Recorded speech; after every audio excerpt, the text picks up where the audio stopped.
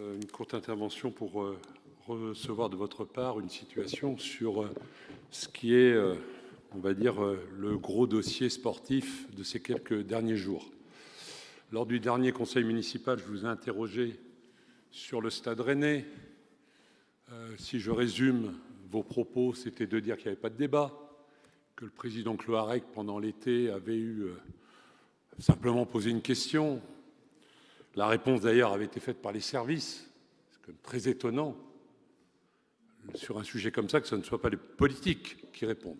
Bon, il n'y avait pas de débat et que, globalement, je polémiquais là où il ne devait pas y avoir de polémique. Si je résume à peu près ce que vous avez bien voulu me répondre au dernier conseil municipal. Bon.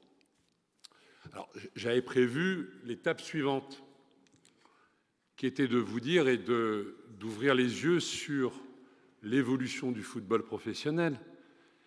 Et je pensais et je souhaitais vous demander à ce conseil municipal que nous engagions la réflexion sur la vente du Stade Rennais au club de football.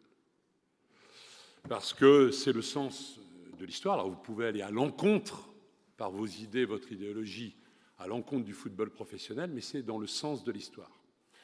Bon, malheureusement, force est de constater que ça n'est plus attendu par le propriétaire du Stade Rennais, puisqu'il a annoncé, ou il y a une fuite, qui laisse dire qu'il souhaite l'étude d'un stade plus grand. Pas pour vous embêter, madame, je ne crois pas. Pas pour embêter les Rennais, mais parce que lui, il a l'ambition. Il a l'ambition pour son club, il a l'ambition pour ses résultats, puis il a quelques contraintes aussi techniques. Vous avez dû entendre parler du fair play financier, qui est que vous pouvez dépenser ce que vous gagnez globalement. Et que si vous n'avez pas des recettes qui augmentent, vous aurez du mal à dépenser plus et donc à avoir un club qui continue à progresser. Et donc la réponse que vous faites, et je trouve que c'est dommage que nous n'ayons pas pu avoir ce débat, parce que pourquoi je voulais vous demander de réfléchir à la vente du Roazhon Park pour le Stade Rennais et pour François Pinault. Encore une fois, c'est parce que nous avons cette grande chance à Rennes d'avoir un amoureux de notre territoire et un amoureux de notre club. Nous n'avons pas des actionnaires de l'autre bout de la planète. Et c'est une grande chance pour nous. Bénéficions de cette chance. Utilisons-la pour l'intérêt de notre ville et de notre métropole et de notre région. Et donc, faisons aussi attention à ne pas brusquer ou à ne pas, je dirais, peiner celles et ceux qui, dans ce club, ont envie d'avoir de l'ambition pour notre ville. Parce que pourquoi on a besoin d'avoir un plus grand stade ? Et vous savez très bien, on ne va pas refaire l'histoire, mais permettez quand même de constater qu'à chaque fois, Rennes a été aux abonnés absents des grandes manifestations sportives internationales de notre pays. Oui, 98, la Coupe du Monde, 2016, l'Euro. On pourrait parler de la Coupe du Monde de rugby. Tout le monde y voit le bonheur qu'il y a de vivre ça dans une ville. Et j'avais encore le plaisir d'être à Nantes dimanche après-midi, Argentine-Japon. J'ai jamais vu une aussi belle ambiance dans un stade. Et on a loupé à chaque fois ces ambitions parce qu'on avait un stade qui n'était pas soit dimensionné à l'échelle de la manifestation, et pas qu'une question de terre de foot ou de rugby. Saint-Étienne n'est pas plus une terre de rugby que Rennes.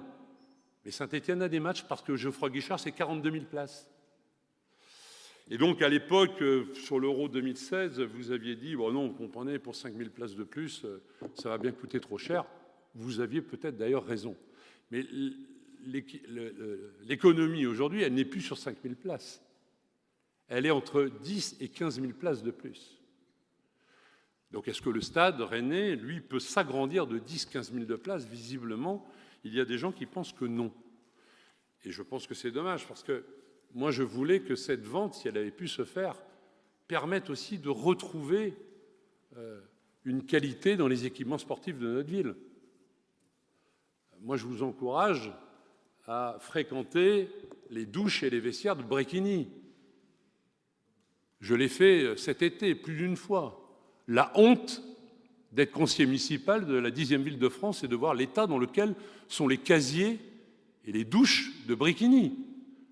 Un casier sur deux ne fonctionne pas. Plus de clé, porte pétée. Une douche sur deux ne fonctionne pas. Puis si elle fonctionne, des fois, il n'y a même pas d'eau chaude. C'est ça l'état de Bricquigny et des vestiaires.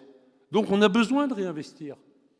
On sait très bien également que les associations ont de graves difficultés et elles sont à venir d'un point de vue financier et de grandes inquiétudes.